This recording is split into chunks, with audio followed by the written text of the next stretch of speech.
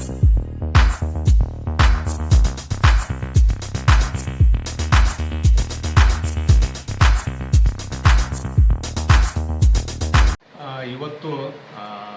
ನಮ್ಮ ಮಾನ್ಯ ಶಾಸಕರು ಹುಕ್ಕೇರಿ ಮತಕ್ಷೇತ್ರದ ಶ್ರೀ ನಿಖಿಲ್ ಕತ್ತಿ ಸಾಹೇಬರು ರೈತರಿಗೆ ಸಹಾಯಧನದಲ್ಲಿ ಬೀಜ ವಿತರಿಸಲು ಚಾಲನೆ ನೀಡಿರುತ್ತಾರೆ.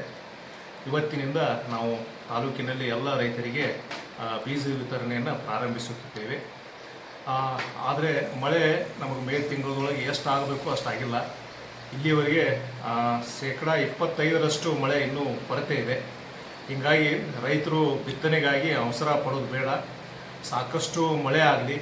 ಮಳೆ ಆದ ನಂತರ ಆ ತೇವಾಂಶ ನೋಡಿಕೊಂಡು ರೈತರು ಬಿತ್ತನೆ ಕೈಗೊಳ್ಳಲು ನಾನು ವಿನಂತಿಸುತ್ತೇನೆ. ಯಾಕಂತಂದ್ರೆ ಸೋಯಾಬೀನನ್ನು ನಾವು ಜುಲೈ 15ನೇ ತಾರೀಕಿನವರೆಗೂ ಬಿತ್ತಲಿಕ್ಕೆ ಅವಕಾಶವಿದೆ. ಅದಕ್ಕೆ ರೈತರು ಯಾರೂ ಗಡಬಡಿ ಮಾಡಬಾರ್ದು. ಮಳೆಯಾಗಿ ಮಣ್ಣಿನಲ್ಲಿ ಸಾಕಷ್ಟು ತೇವಾಂಶ ಬಂದ ನಂತರ ಮತ್ತು ವಾತಾವರಣ ತಂಪಾದ ನಂತರ ಬಿತ್ತನೆಯನ್ನು ಕೈಗೊಳ್ಳಲು ವಿನಂತಿಸುತ್ತೇನೆ. ಈಗ ನಾವು ಬೀಜವನ್ನು ವಿತರಿಸುತ್ತಿದ್ದೇವೆ. ರೈತರು ಆ ಬೀಜವನ್ನು ತಗೊಂಡು ಹೋಗಿ ತಮ್ಮ ಮನೆಯಲ್ಲಿ ಇಟ್ಕೊಂಡು ಮಳೆ ಆದ ನಂತರ ಬಿತ್ತಲು ನಾನು ಕೋರಿಕೊಡ್ತೇನೆ. ಈಗ ಬೀಜ ತರಕ್ಕೆ ರೈತರು ತರುವಂಥದ್ದು ಏನೂ ಇಲ್ಲ. ಅವ್ರ FID ನಂಬರ್ ಅಥವಾ ಆಧಾರ್ ಕಾರ್ಡ್ ನಂಬರ್ ತಂದರೆ ಸಾಕು.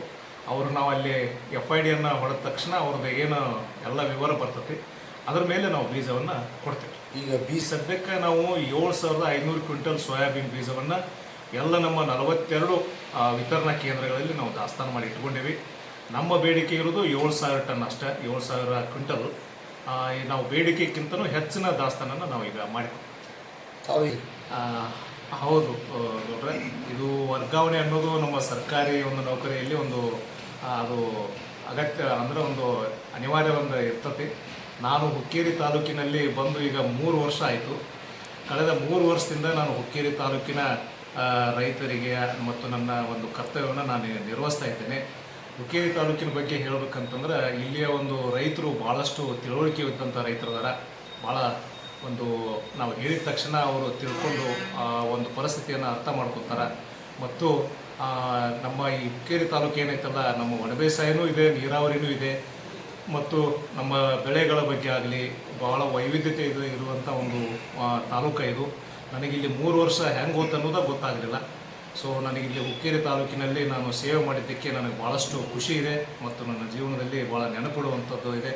ಇದಕ್ಕಾಗಿ ತಾವು ಪತ್ರಕರ್ತರಾಗಿ ತಮ್ಮ ಒಂದು ಸಹಕಾರವೂ ಸಾಕಷ್ಟು ಇತ್ತು ನನಗೆ.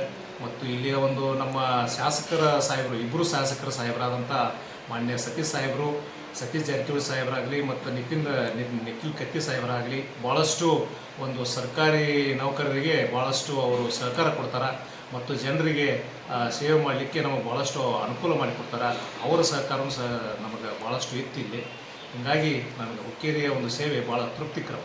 ಈಗ ಹೌದು, ನಾವು 2025-26ನೇ ಸಾಲಿನೊಳಗೆ ನಮ್ಮ ಇಲಾಖೆ ಎಲ್ಲ ಕಾರ್ಯಕ್ರಮಗಳನ್ನು ನಾವು ಅಚ್ಚುಕಟ್ಟಾಗಿ ಮತ್ತು 100% ಪ್ರತಿಯೊಂದು ಯೋಜನೆ ಇರ್ಬೋದು ಅಥವಾ ನಮ್ಮ ಬೆಳೆ ಪರಿಸ್ಥಿತಿ ಇರ್ಬೋದು, ಕ್ರಾಪ್ ಸರ್ವೆ ಇರ್ಬೋದು, ಇದರಲ್ಲೆಲ್ಲ ನಾವು 10 ತಾಲೂಕಿನಲ್ಲಿಯೂ ನಾವು ಮುಂಚೂಣಿಯಲ್ಲಿರೋದರಿಂದ ಅದನ್ನು ನೋಡಿ ನಮ್ಮ ಈ ಜಿಲ್ಲೆಯಲ್ಲಿ ನಮ್ಮ ಮಾನ್ಯ ಜಂಟಿ ಕೃಷಿ ನಿರ್ದೇಶಕ ಸಾಹೇಬರು ಮತ್ತು ಅವರ ತಂಡ ನಮಗೆ ಈ ಜಿಲ್ಲೆಯಲ್ಲಿ ಪ್ರಥಮ ಒಂದು ಪ್ರಶಸ್ತಿಯನ್ನು ನೀಡಿ ಗೌರವಿಸಿದ್ದಾರೆ.